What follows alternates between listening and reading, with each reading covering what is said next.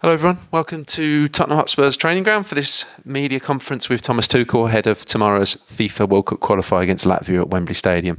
As ever, we can keep it to 2 questions per person and we can get around you as many as possible. Rob, do you want to start? Thomas, good to see you. Hi, same.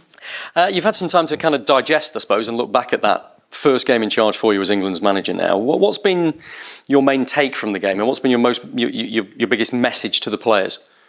Well, there were some messages already, but it was also recovery day yesterday, so we gave the players also a bit of time to breathe and enjoy a bit of time off before we start today again on match day -1 to prepare for the match tomorrow. In general, I was very happy with the effort and the how we started the game.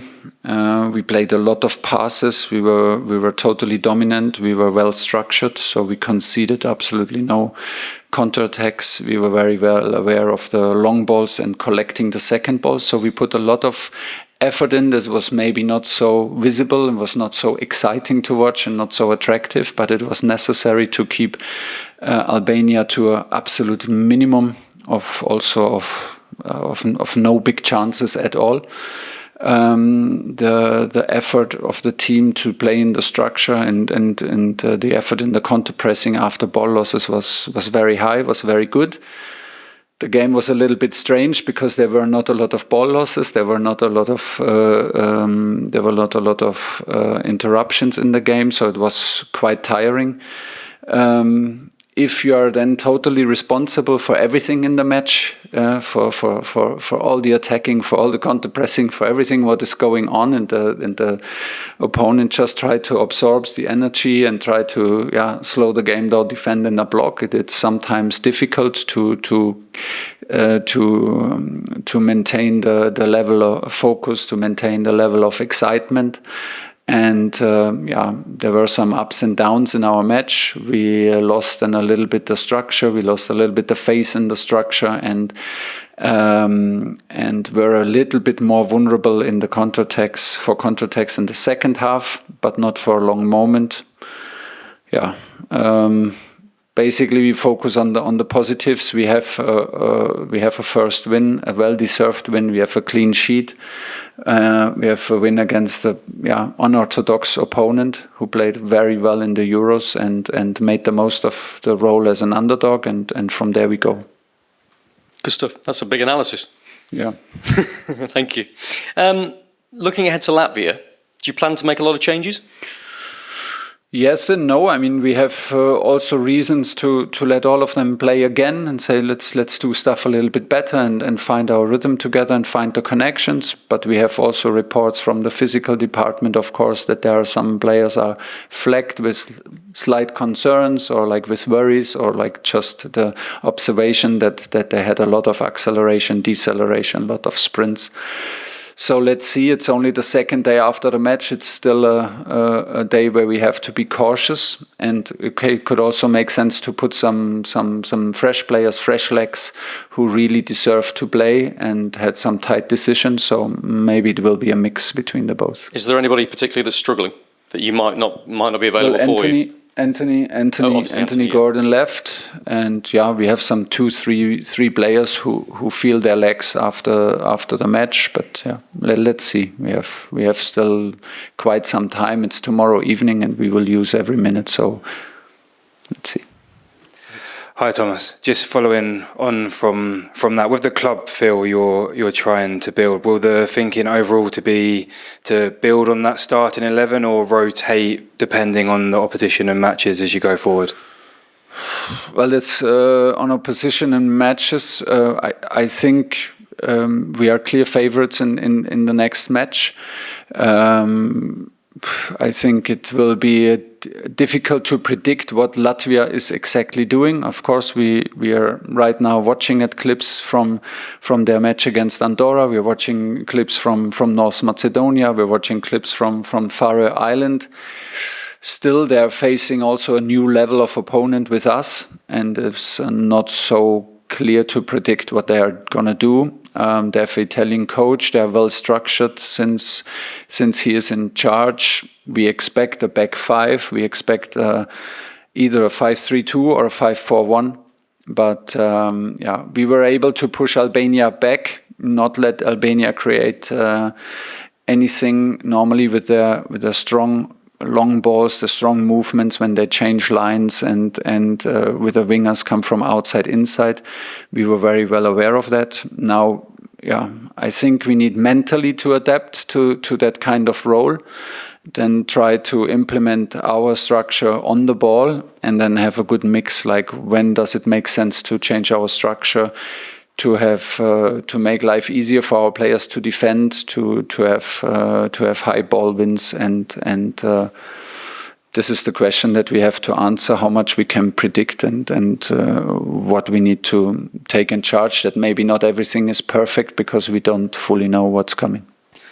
And I know you gave the players some time off and space to breathe. Have you spoken to Marcus Rashford and Phil Foden about what more you wanted from them from that last match? I think they know. I've spoken to both of them also in front of the group. They know that I appreciate the effort. I think especially off the ball, we can see in the numbers and we can see when we watch the match again how much effort they put into defending high, into the counter press, also in their sprinting numbers.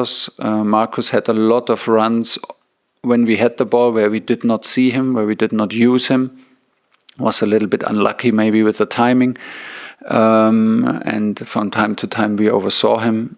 Phil is just maybe not finding the momentum at the moment that he can have, but both of them are very positive, have every right to be positive and know exactly what we want from them. Ideally, we try to bring them in more one-on-one situations, and ideally they have the confidence to take the one-on-ones. Phil needs maybe a little bit closer connections to a number 10 than we could provide in this match. And Marcus created a big chance, created one big chance for Jude Bellingham, and like I said, had some runs off the ball where we did not use him, but off the ball the effort was there, and that's what counts. Hello, Thomas. In that situation when players haven't performed to your expectation and you're needing to rotate a squad, is the temptation to keep playing them in the starting 11 to build that confidence and structure, or both? It could help, and it would also, I think, not a problem to do that, exactly that, and start with the same lineup. But it's also not a problem to change because we have some players who really deserve to play, and it would be also nice to see them perform and to give them the confidence. At the moment, no one will be dropped from a performance point of view. I think we did what was needed. We can do better and have stuff to improve, and we will focus on that. And if we think some fresh legs can help for tomorrow, then we're not shy to do it. But no one needs to be dropped because he's not good enough. How's Morgan Gibbs-White? Because you didn't call him up, you brought him in, and then you didn't put him in the squad. Does he get a chance at Wembley this time? It's very likely that he will be in the squad. Morgan is an amazing character, I have to say. I'm happy that he's with us. He deserves a lot of praise because, first of all, how he took the first disappointment when he got my call that he's not in the squad. He handled it very well because when he got the second call, he was straight away excited and he didn't take it personal. I can see why he is a winner. We can clearly see that. I think he won with the youth teams already titles with the national teams. So you can see that he's a fantastic team player and can handle disappointment very, very well. When we trained after the match in Wembley, he was one of the outstanding players again in training. Even if he was not although he was not in the squad before, so it's amazing. It's also how we expect it to be, because it should be an honor and it should be a privilege to play for England, and the egos have to be put aside. That's what everyone's doing, and Morgan does it very in an impressive way. Okay, we'll come to Jasmine at the front here, and then our friends from Latvia at the back. Thank you.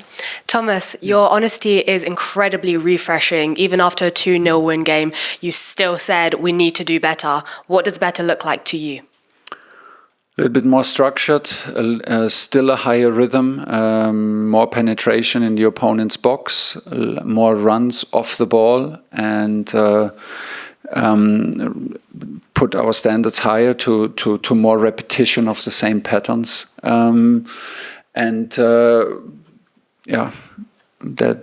That's basically it. I think the most important was that from the excitement and the input throughout the week, we could see that everyone was ready. Everyone was ready to push the other one. The energy was right. The attitude towards teammates and within the group was very, very good. It was still, I can just repeat myself, was a quite complicated match to play against a well-organized and good defending team. And still we have room to improve.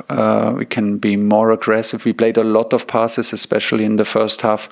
When it comes to the last 20 meters, we have to think more about scoring, have a bit shorter connections, like I said, and a bit more aggressive runs off the ball. That's what we're trying to do, and maybe we can straight away show tomorrow. Hello, Raymond from Latvian television. Under new coach, Latvia is still trying to find its identity. Of course, we don't have a lot of representation in major leagues, but we have young squad. Are there any players that are standing out in your opinion, and who would you take most consideration if it would be the most dangerous player in our team? I know all the faces of your players, but I have to admit that I don't know all the names. If you ask me, you have one key player out, unfortunately for you. Good for us, one key player in the half left midfield. I think you have an identity. I think the identity with the new coach is pretty clear. You play a 5-3-2. You play a 5-4-1. You play straight forward, very, very quickly, straight forward into the two strikers. You have wingbacks on the side who then support to attack. You have a number 8, minimum one number 8, two strikers in the box. And you try to cross very early. So I think there are quite some patterns already visible. I think it's also, you have to be patient and trust in the process. We can clearly see that you have a young team, and we will prepare professionally, and we will raise our standards hopefully to be the winner, because that's what we demand of ourselves. But we respect the quality and quality of the coach and the team, of course. Back row. Matīs Timofejovs, Latvian television too. Thomas, you have a great career in club football in Europe, Germany, France, England. What can you feel already right now in England? What's the main differences to manage club and manage a national team? That I'm the most happy when I'm football coach in England. This is what I can tell you, because I think it's a very special place to be. It's a very special group of players, and the league and the approach of the fans to the league shapes the character and the attitude of the players, which is always a pleasure to be around.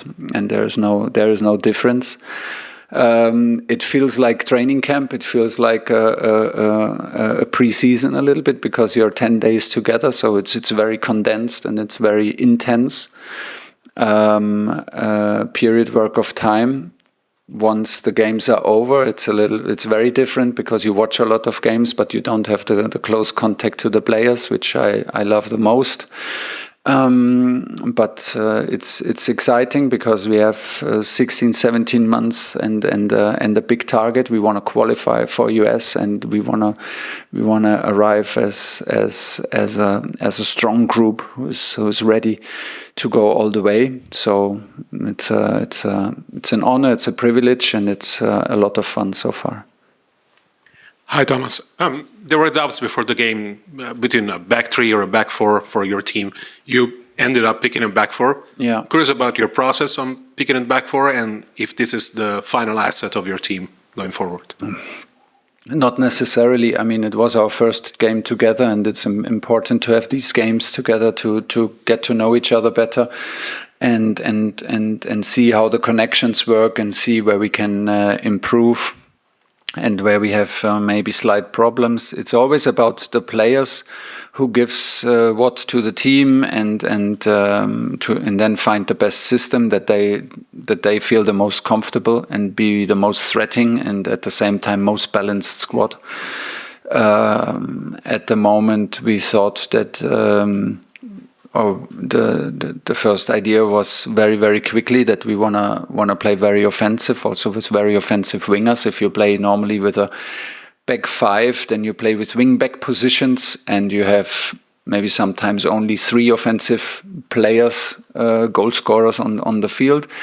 We opted for a back 4 to have at least 4 plus a hybrid midfielder on the pitch, was Curtis Jones. It can be then from time to time in this formation that we played now, can be even like 5 offensive players, which we will also try from time to time and see if we get the balance right, if this is possible. We still have the option to play with 3 central defenders, which I'm also familiar with, and which has also advantages. And let's see. I think the players in the end will make the choice how good we are, how good we adapt to the different approaches. Football now is very fluid, so systems are maybe just static in goal kicks and in kickoffs, and then it becomes very fluid. And it's more about connections and finding principles that everyone can buy into. And this is what we're trying. Okay, guys, we'll end it there. Thanks for your time. Finish.